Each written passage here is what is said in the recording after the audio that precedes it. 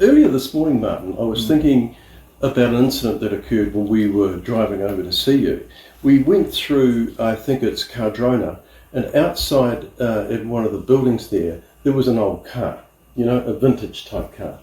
I looked at it and I thought, that's interesting, but it's got these big wheels on it, and it's when they made vintage cars, it made me think that they're like motorised carriages. So in other words, when people began to design cars early, they couldn't get their mindset out of what a carriage used to be. And so the idea is that we'll just power a carriage, Yes.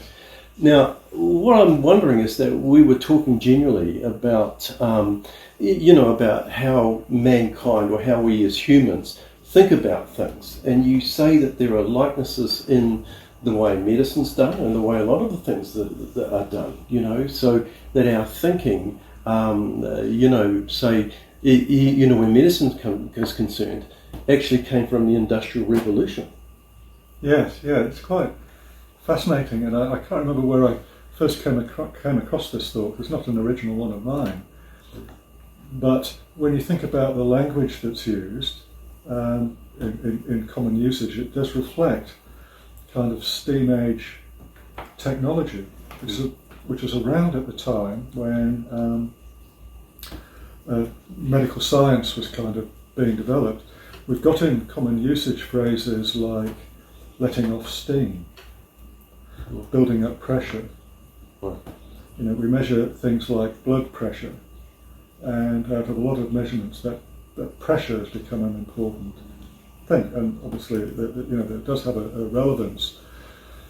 And the interesting thing for me is that nowadays, as our understanding of computing and how computers work has changed and developed, that's allowed us a new way of talking about how the human brain works. And so, but getting back to that original point, our thinking about the human body is very mechanistic. So we have systems. We have the cardiovascular system, which is the heart and the blood vessels. We have the breathing system, which is the lungs. We have the digestive system. We have the renal system, which is designed to get rid of waste. And the way that we talk about these things is the way that we would have them if we had a car or a machine with those systems in. But that's not actually how the human body works. The human body is trillions of cells all working alongside one another. It just appears to us that there are these systems. That's because that's framed by our already existing thinking, if that makes sense.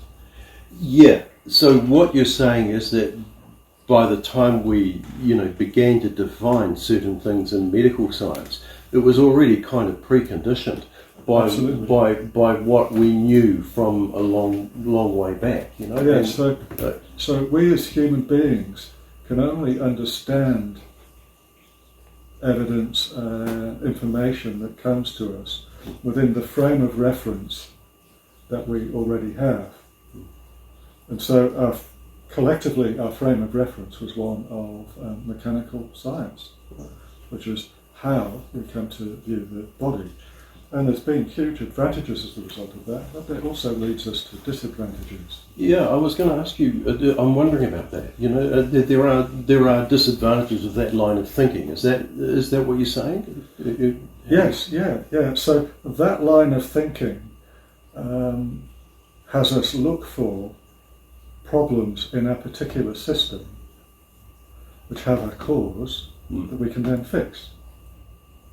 Whereas if we had a more holistic or whole overview, what we might look at is to see what conditions are present in that overview which predispose to the particular problem that we have, and then be comfortable with the fact that there are multiple causations, none of which we can say is the one that's tipped the balance, which is complete.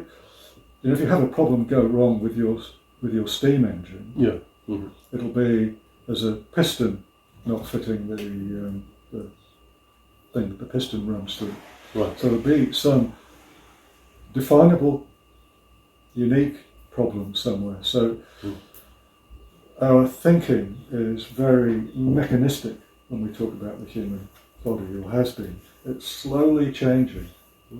And that has prevented us from seeing, in my view, and dealing with the impact of unhealthy lifestyles. Right, okay. So what you're saying is it extends into how we might think about food, for instance, Yes. and what might be good or Yeah. bad for us, or right or wrong, or what it might do to us. Yes, yes. Okay. So if I'm medical and I'm interested in your body, a particular part of your body, then that's where my focus is. And the food is kind of so far back from that it doesn't appear to have the relevance that it actually does. Sure. So another way of reflecting this problem is that it's well identified in the literature that 80% of modern non-communicable or chronic long-term diseases that the population suffers from has as its primary causation lifestyle. And these are, by lifestyle I mean things like how we sleep, how we eat, how we move, and our ability to control stress. Mm-hmm. But that's well established. If you look at the Global Burden of Disease study, nutrition comes out as number one. And even then, if they take a reductionist approach to that and say, well, what factors about nutrition is it? Now getting a little sort of mechanistic again, we'll say that, it's too much salt, not enough fibre, not enough fruit. That information doesn't translate into medicine apart from sort of general vague advice, which people are subject to already, and it kind of disempowers people, disempowers health professionals from actually helping people make significant change and revolutionising their health. Well, the thing is here though that we've had, well, as I understand it, probably more than 100 years of what we could consider modern medicine. Perhaps surely by this time we would have got better at communicating all of this. What's taken over, or what's impeded the knowledge here? Right. Well, that's a really interesting question, Peter, and I can only give you my opinion on that, because I don't think anyone has a definitive answer. But one of the issues is how we view disease. So disease exists as a thing somewhere, and that goes right back to what's called germ theory of disease. And that's when medicine was at its most exciting, most successful with the current approach. And so germ theory of disease said, well, these germs come along, they're bad, they cause harm, we treat the germs, problem goes away. And that sounds about right. At the time germ theory was being discussed, there was a very eminent a German or Austrian physician, I'm not sure which is, called Virchow, and he questioned it, and his position was that the disease was a reflection of a body's response to stimulus from the environment of which germs were one. So when you take his perspective into account, that accounts for the fact that you could be exposed to the same amount of germs as me, and we could both have completely different outcomes, because our bodies are responding differently. The germ theory is a bit more, it leads to a bit more simplistic approach, which says nasty bug, treat, cure. And we know from experience in medicine it just doesn't it's not quite as simple as that. So that allowed for the development of pharmaceuticals as interventions in terms of antibiotics, and what a massive difference they've made. Absolutely no doubt at all. So we've taken that same approach to chronic disease, disease that won't go away. Right. Yeah. So you have heart disease, a patient that has heart disease, then the current evidence suggests that they're better off taking drugs like statins and the aspirin and all sorts of other medications, which basically we've shown statistically reduce their chance of that heart disease impacting on them maybe in the next 5 years or 10 years, but the disease is still there. So we've taken that kind of treated as a germ problem and applied that kind of thinking to all of the chronic diseases that we have. So we're constantly trying to block the effect of something outside. Whereas we know that these diseases are caused by a combination of heart disease, for example, caused by a combination of what we're eating, what we're not doing, because it's actually lack of activity that contributes, excessive stress, poor sleep, and all of those things are interlinked, and also lack of social contact and being part of a group. All these things are endemic in our society. We're trying to treat disease as if it was caused by a germ with a single cause. If we could only just find it, we'd have success. Right, so that's the theory that there's got to be a magic pill to answer these problems. Is that, like with the cancers, we look at a lot of cancers and they're saying there's going to be a drug that will cure cancer, you know. You often hear that kind of talk, although of course cancer's not a thing. There's all sorts of different cancers, and within those sorts of different cancers, there's a lot of different types of cancer that we've sort of classified and identified. But yes, you hit the nail on the head. There's a constant search to find a drug that will block a particular mechanism that seems to be operating in whatever cancer it is.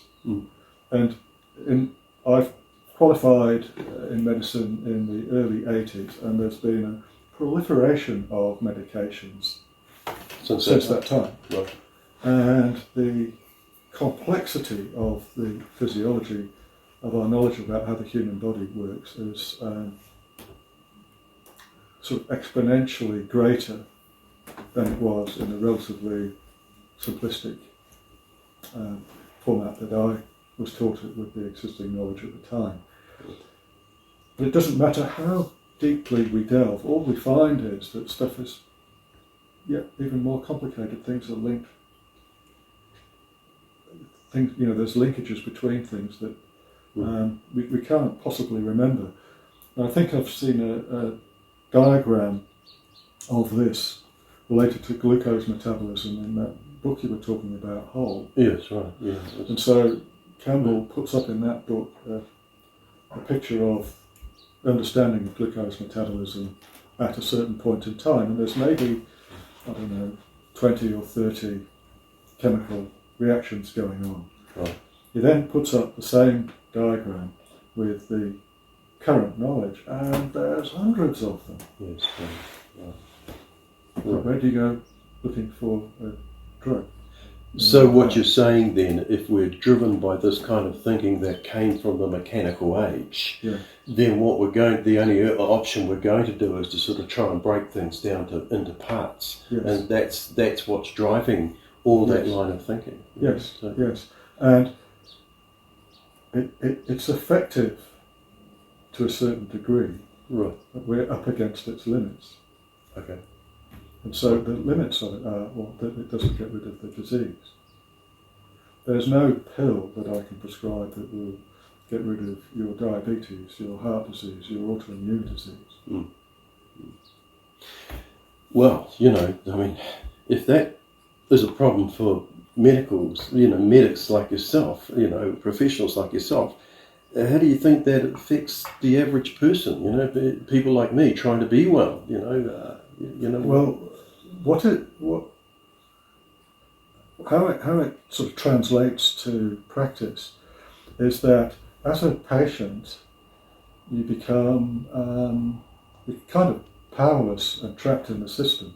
So if you're given a diagnosis of one of these chronic diseases, then unless you choose to ignore it, which would be taking risks with your health, you're stuck with having to come back to the doctor every 3 months, have your prescription of pills, which the doctor's prescribing based on evidence. The doctors are out there, doctors and nurses in the health system are out there doing their absolute best, given their framework and the knowledge that they have.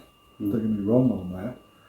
But you as a patient are now stuck in that system, and nothing will get you out of that apart from coughing. No. Because these diseases persist as long as you live. The only patients that I've ever seen get out of it, and I've only just come across this recently in my career, are people who've made significant lifestyle change. Okay. And had significant lifestyle change. Can you? What do you mean by that? Well, when you say significant, is that everything? Well, the more in lifestyle change, the more you move to a healthy lifestyle, the more of that you do. So if you take, if this is poor lifestyle here, healthy lifestyle over there, if you take that big step, then you'll see the biggest difference. If you take a little step here, not going to see much. If you take another little step, not very much. And a lot of people kind of give up when they've got part of the way across. You have to take that big step. So a big step might be completely altering what you eat. Right. And people imagine that that's going to be awful because the natural focus is on what you're not going to eat. So if we went out and talked to people on the street about eating healthily to get rid of their disease, then there'll be a lot of the foods that they're habituated to eating and consider part of a normal diet and indeed essential in the diet that they don't actually need to eat.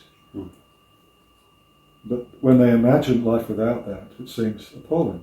So we eat, my wife and I, we eat something called whole food plant-based. Now, when Liz put that to me as an option, and it was couched as cutting out sugar, meat and dairy for particular reasons, and I envisaged a few lettuce leaves, some carrot sticks and a couple of slices of tomato. And I thought, that doesn't sound very nice. I mean, I like lettuce, I like carrot and I like tomato, but the idea of eating that every day for the rest of my life didn't particularly appeal. I agreed to try it because I thought, well, she's going to crack before I do, because I knew that she was going to not enjoy eating lettuce leaf, carrot stick and tomato for the rest of her days either. How it turned out was that we felt absolutely marvellous. And we weren't just eating lettuce leaves, carrot sticks and tomato. Sure, they were in there, but we had all sorts of rich and tasty plant-based foods. And we considered ourselves healthy, we were physically active, and we actually got health benefits occur, which were unexpected. But for Liz, she had a goiter, which is a swelling of the thyroid gland. And hers was something called a multinodular goiter, and the natural history of that is that it kind of grumbles away, but it can often grow, and if it grows too much, it sort of has either an unsightly swelling of your neck, or it can make you feel as though your throat's getting blocked. And sometimes people have surgery to reduce the size of it. So Wes went to see a really good surgeon, and he said that was what the prognosis was, but he was able to aspirate the thing at the time and shrank it down by removing some fluid. So we went more or less whole food, plant-based. Within 6 weeks, I noticed one morning, I said, Liz, I can't see the gland in your neck. And it had totally gone, and it's never been back. Now, I can't prove that was due to nutrition, but it's a, by golly, what a coincidence. If it weren't. And I've had something called Dupuytren's contracture in my hand, which is a kind of thickening of the tissues that tightens the tendon up, and you can probably still see remnants of it there. And people who get that badly, the fingers thicken and it starts to pull the finger in like this. And sometimes people need surgery. Okay. Now, I've had that for maybe 10 years and it's just gradually getting worse. I never heard of any treatment for it aside from surgery and the fact that it supposedly has a statistical relationship with alcohol consumption. And not that I was drinking a lot of alcohol. But I've noticed that in the sort of 8 or 9 years since I've gone whole food plant-based, that actually that, if anything, has improved. It hasn't got worse at all. Can't prove that that's diet related, but it's in keeping with that finding of 80% of our problems, of these chronic problems that creep up on us, have that lifestyle basis. Okay. That was just in our own health. My joint pain from osteoarthritis that I would get if I ran and I had arthritis in my knee totally disappeared. Right. What you're saying then is that in the things that you found, the things that you've observed just personally between yourself and your partner Liz, it's just, it seems to me like there's this insidious creep that goes on of ill health, that seems to catch up on us perhaps. Is that the way it is, or it's not like we just caught something yesterday, is it? Oh, no, absolutely right, and that's where that sort of germ theory model kind of sets our thinking out. Because we sometimes think, I inherited this or something. Yes, you didn't just catch it yesterday. So, whenever you get diagnosed with a chronic disease, you didn't sort of not have it yesterday and have it today, but you could with the flu, for example, not have it yesterday and have it today. The chronic disease comes on very gradually, and it's the result of lots of little adverse impacts on the organism, just like Virchow talked about, this adverse impact from the environment. If you have one in the morning when you eat, then you have one at lunchtime when you eat, and you have one in the evening when you eat, and you sit throughout the day, you're creating an environment in your body which is detrimental to health. That knocks the body back a bit, because the body is an amazing system which will respond to that. So if you just had a day of that, you wouldn't be able to detect it. But you have another day of it, then another day of it, and another day of it, and another day, and how long do I keep going? Over years, and then eventually that starts to have an effect. Yeah, right. And one of the problems with this kind of mechanistic type of thinking was that certainly when I was taught at medical school, something like blood pressure going up with age was an inevitability. It was a bit like pipes rusting over time. And that was the kind of the mental analogy. And so this was an inevitability, and some were more susceptible than others, related to obvious lifestyle things that we've identified then, excessive salt, but also their genetics. And it was kind of luck of the draw, but this was the human lot. I remember at the time thinking,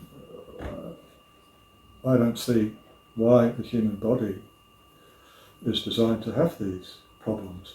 And then when I came across the last stuff, I read about populations of people who don't have the Western lifestyle habits, whose blood pressure doesn't go up as they age.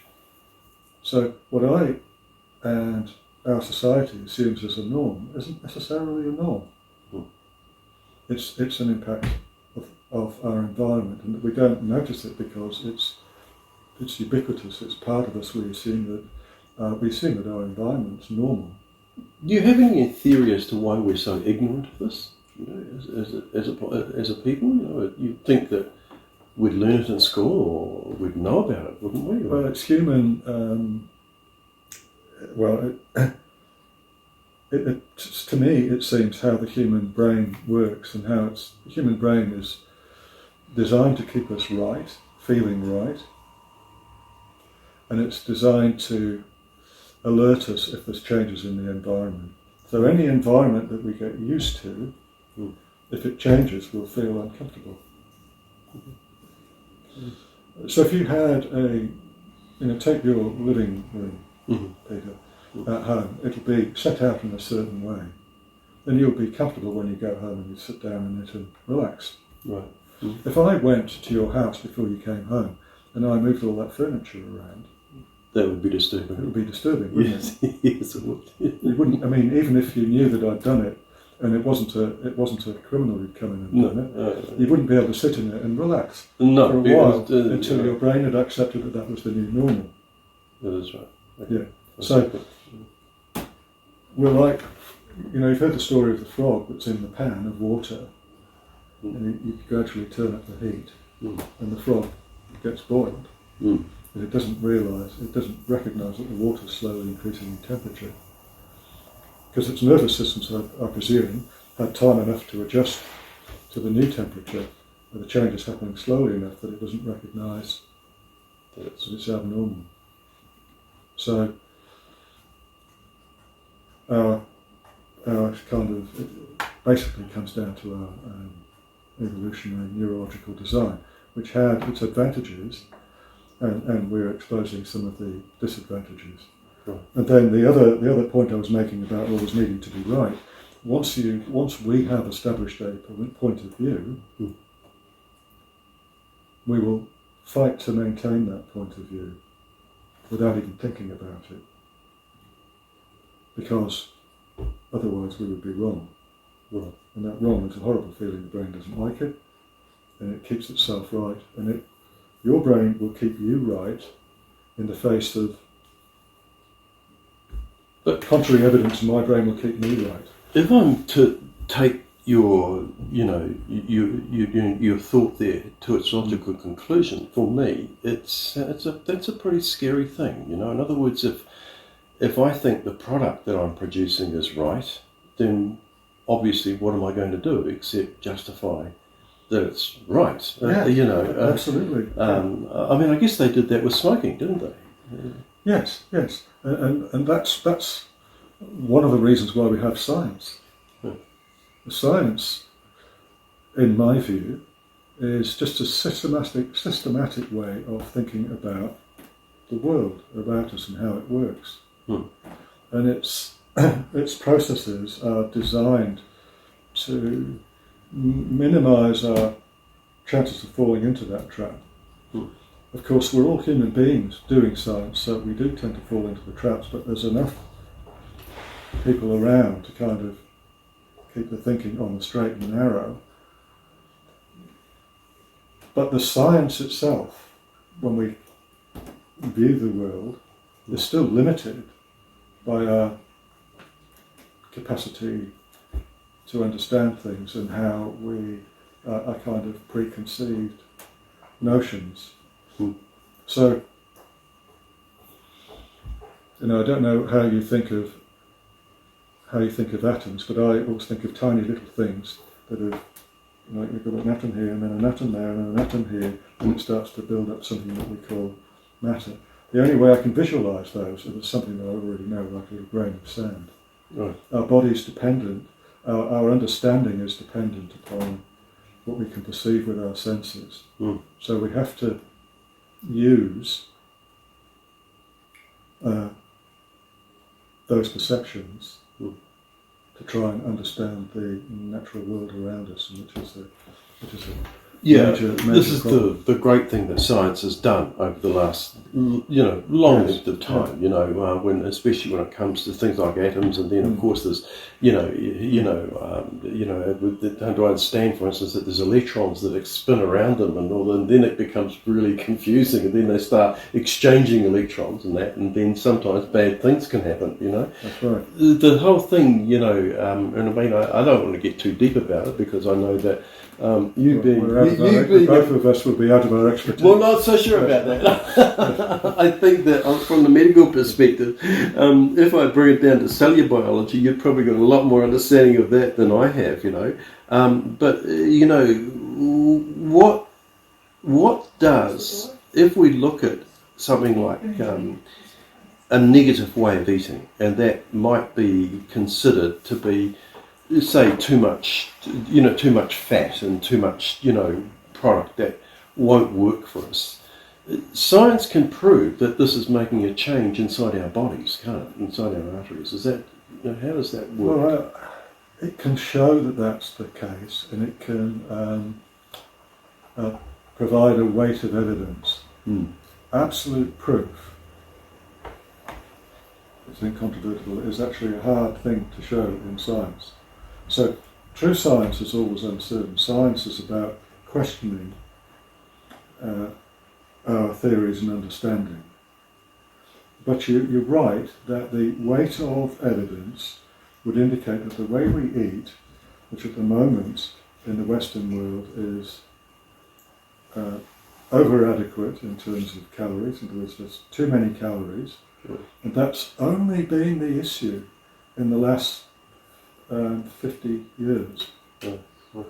So too many calories and too many foods that have been processed, so they no longer represent the original food. So it's either components of that food or they've had stuff added to them that you or I would never have in our kitchens. And it's that overconsumption, particularly of animal foods, and overconsumption of processed products which bear no resemblance to food you could find if we had to sort of forage for ourselves, that are causing the damage to our health. The problem for us as human beings is if you ate a meal that had those foods in it now, you'd possibly really quite enjoy it because those foods would stimulate the part of the brain that tells us, yes, this is good, I must eat more, because that part of the brain has developed in times of food shortage. So if we lived 15,000 years ago, or 20,000 years ago, Peter, and were scrabbling around in the wild for food, if you or I came across food that was sweet, we would gobble it up as much as possible. We would do that without thinking. We'd feel this urge to have more, because there with the sweet stuff of the calories. If we had food that was fatty, that's really packed with calories. Wow, we would eat as much of that as we could. Because the thing that's going to kill us is actually illness that results from a lack of calories.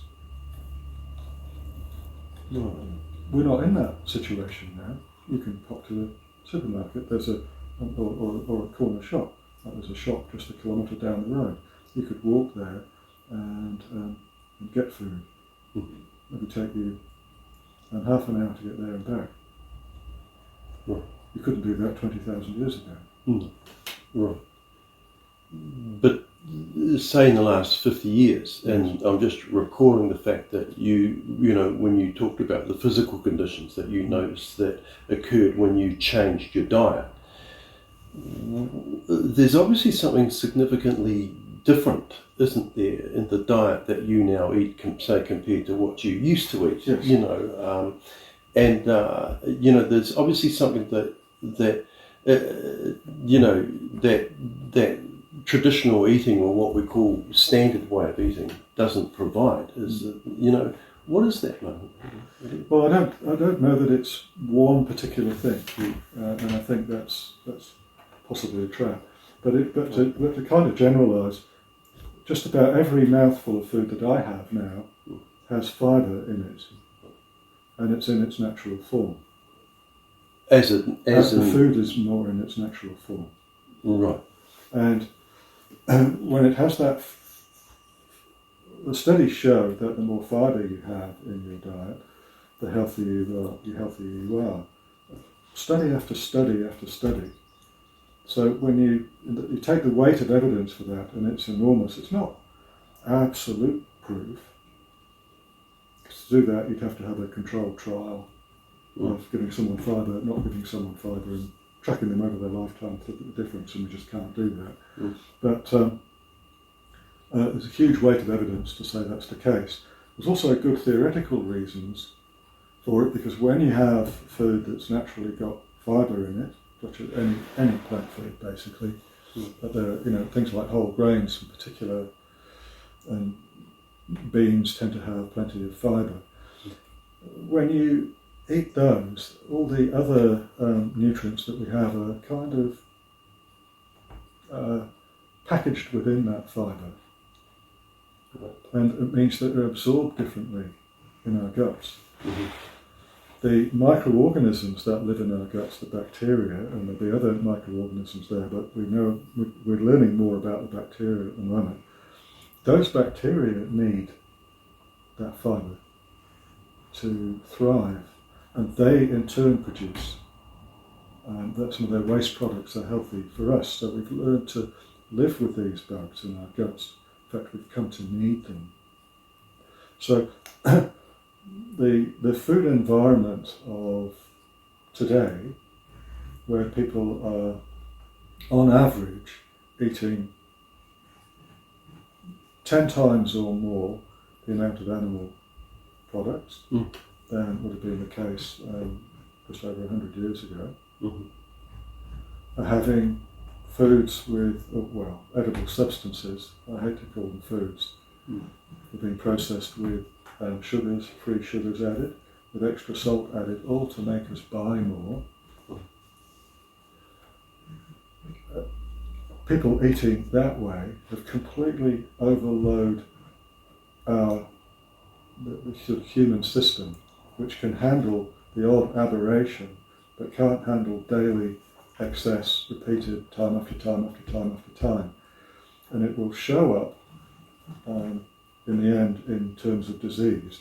When it shows up, depends on our genes, depends on other lifestyle habits. It will show up earlier in someone who doesn't exercise and sits around all day, someone who's been unfortunate enough to put on weight,